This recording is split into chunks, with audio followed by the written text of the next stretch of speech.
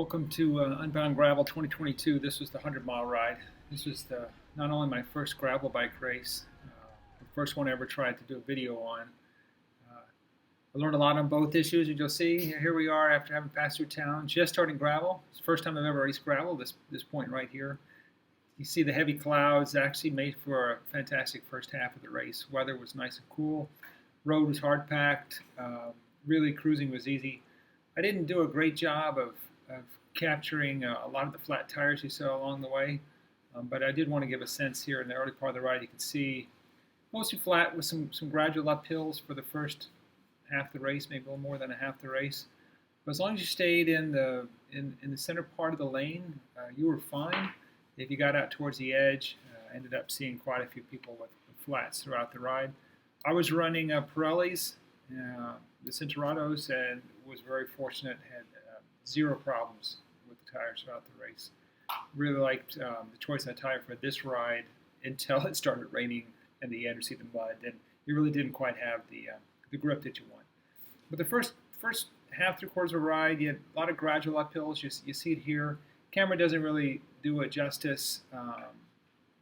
Nothing was too steep, but after doing this for miles over gravel, you start to feel it in your legs. But I felt great, and I think I credit the cool weather for a lot of that, not having the sun beating down on you. Nevertheless, the downside of that was I didn't drink enough during the course of the ride because I wasn't feeling as surged as I should, and that hurt me towards the end of the day. I could have probably taken in more calories. I felt pretty good to the end, but I wish I had focused a little bit more and taken on calories. But it just gives you a good sense of the ride. The beauty of Kansas is just incredible green vistas, and from some of the highlands you can really see for miles. And really enjoyed that part of the ride.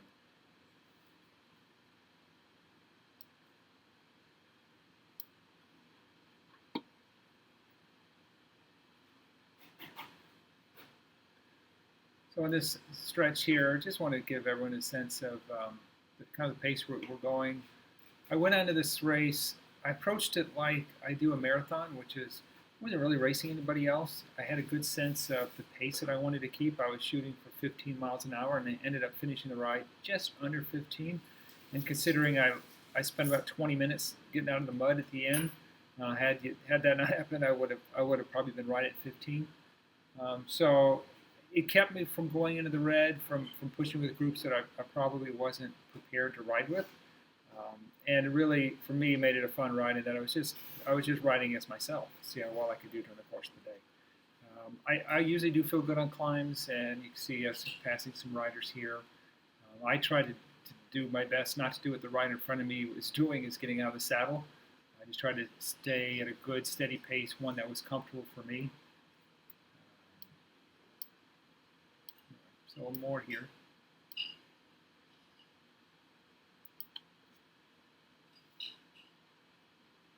I think the big question for all of us during the ride, looking at those clouds, was when was the rain going to start? Later in the day, obviously, the better. I was fortunate. At the very end of this, you'll see as we hit the muddy stretch, I was lucky in that it had just started raining, so I was actually able to get to the muddiest part of the ride about halfway through before I had to get off to clean the bike. So I ended up only losing about 20 minutes that section. I know folks that got there afterwards and had to do the whole thing. Some of them lost up to an hour as they try to work their way through the mud. So the pace worked out well for me weather-wise. And then I don't have any video coverage of the last 20, 30 miles, which was rolling hills and pouring rain. There wasn't a lot to see, and I couldn't keep the camera uncovered anyway. So what I did today is just anything that the lens was so covered in water you can't see, I just deleted because it wasn't very interesting to look at. So I did end up getting a lot more footage from the beginning of the ride, and unfortunately less from the end.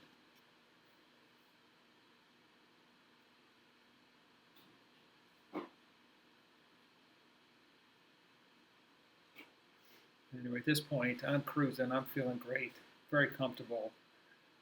I really like the nutrition approach that I used. I was carrying a pack, 1.5 liter pack with Tailwind Nutrition, and that worked really well for me.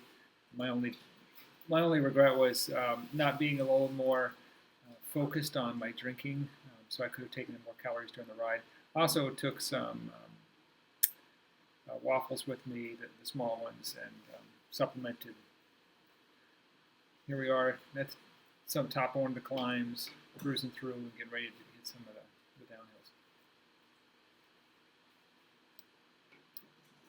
I was lucky in that before the ride, I had seen a lot of reviews and read a lot of commentary, and everyone warned that on the downhills, and especially at the bottoms where there's water, go slowly, stay in your lane, because that's where the flint congregates, and that is absolutely where you saw a lot of flats. At all of the water crossings, I saw people flat because they would either fly through it and hit it hard, or they would be out towards the edge. Now, granted, I know I was just lucky because it's just luck. But I think if you do take the water crossings a little bit more slowly, from everything I read, you have better luck, and that seemed to work for me.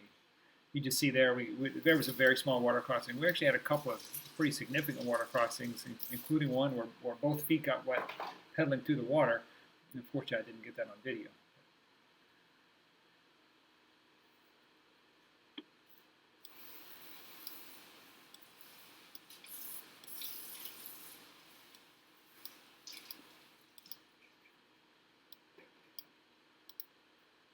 Here we are, so just cruising along.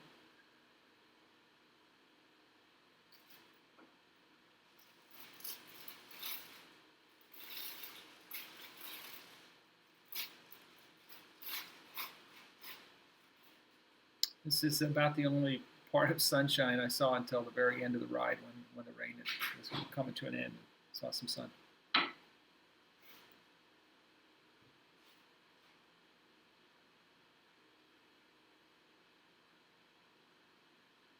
Now we're coming up another little water crossing, and then I'm going to jump to the muddy part at the end. That's the last part I got recorded today. And here we are. I had done about half of the length of this very clay-filled route. By this point, I'm already walking. You can watch the ride in front of me. You'll see this is what happens for everybody. He got about, another 50 meters beyond me, and then you'll see him put a foot down because it just was so bad that, yeah, your tires would seize up and there wasn't much you can do. So here he is cleaning, and I had to stop several times to even just pushing the bike to clean the mud off. But unfortunately, once I got through the worst of it, I could get back on my bike, and then I was cruising to the end. The one thing I learned, though, my bike did fall over at one point, and then I got a lot of mud in my shifter, and I should have stopped and washed that out because I couldn't get into my bottom gears the rest of the ride just because of the mud that was jammed in there. But, it was a minor thing. I wasn't worried about it. I saw one poor unfortunate rider who lost her electronic rear derailleur because of the mud. So, anyways, fantastic experience. Loved it. Definitely look forward to doing it again. Even with the mud scraping you'll see here at the end, that just made it part of the adventure. Hope we get to do it again next year.